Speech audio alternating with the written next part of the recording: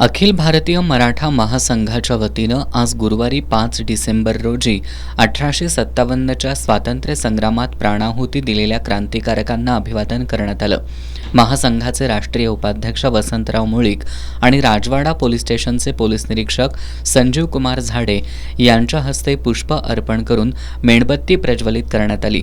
यावेळी बोलताना मराठा महासंघाचे राष्ट्रीय उपाध्यक्ष वसंतराव मुळीक यांनी 5 डिसेंबर 1857 रोजी इंग्रजांच्या विरोधात लढताना छत्रपती चिमासाहेब महाराज यांच्या नेतृत्वाखालील सेनानी फिरंगोजी शिंदे, रावजी शिरसाठ यांच्या सेनेनं उठाव केला. यामध्ये शिंदेंसह शेकडो वीर धारातीर्थी पडले.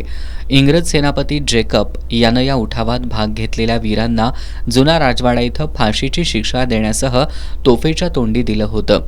हा रक्तरंजित इतिहास भावी पिढीला कळावा यासाठी अभिवादन कार्यक्रमाचं आयोजन करण्यात येत असल्याचं सांगितलं.